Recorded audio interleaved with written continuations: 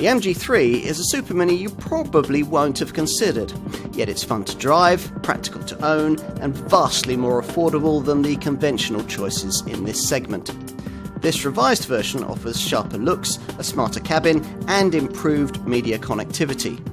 If you don't need class-leading efficiency and you're prepared to forgive a few rough edges in return for the big savings on offer, then it could rank as a very clever choice.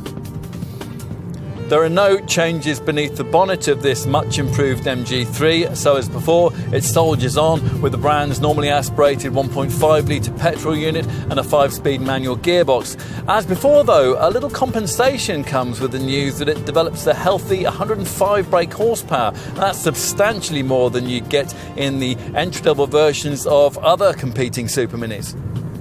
That means a reasonable turn of speed. Rest to 62 is achievable in 10.4 seconds en route to 108 miles an hour top speed.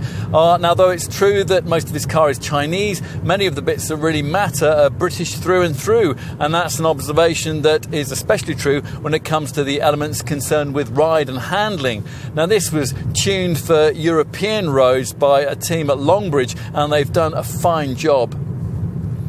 Now, there are suppler riding cars in this class and there are more sportily suspended ones, but there are a few models of this kind that we've tried that manage to achieve a better combination of both attributes over good roads and bad.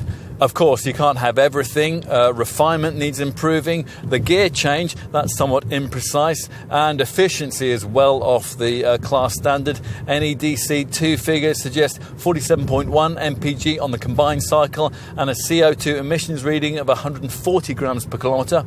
Still, you can forgive this MG much for its low price and its chirpy personality. In short, there are a few really inexpensive cars that we'd enjoy driving more than this one.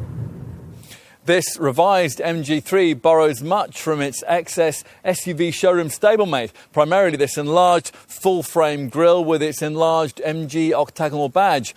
As before, all the expected modern design cues are certainly present and correct. Blacked out A-pillars, a wraparound windscreen, twinkling daytime running lights and sharply sculpted crease lines. In short, there's certainly nothing economy-minded about the way that this thing looks. And it's also more personalisable than most other Super Mini segment models, if you like the idea of bright colours and sporty stripes.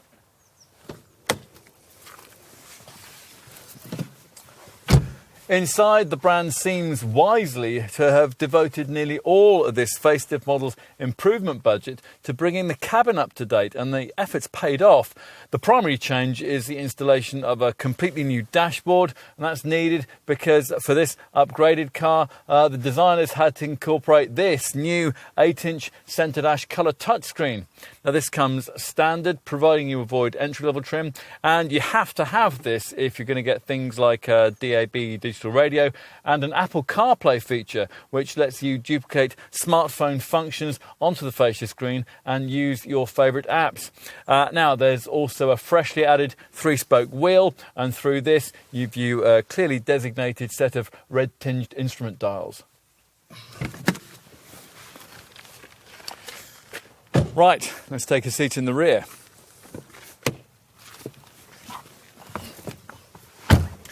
Headroom here is genuinely impressive, and for this class of car there's a reasonable amount of legroom too, thanks to the way that these front seat backs have been sculpted. A couple of 6-footers will be perfectly comfortable, and 3 kids quite happy.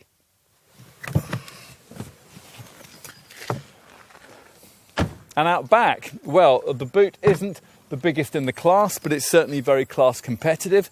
You'll get 256 litres if, as we would, you elect to carry a spare wheel rather than a silly little puncture repair kit. Otherwise, there's 285 litres on offer. MG's modern era may have begun with the Chinese takeover in 2007, but in real terms, its future as a credible manufacturer actually started with this car, the MG3.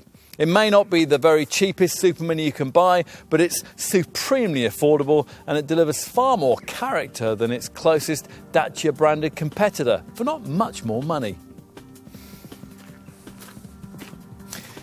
It is, in short, another truly class-competitive modern-era contender from this Chinese brand.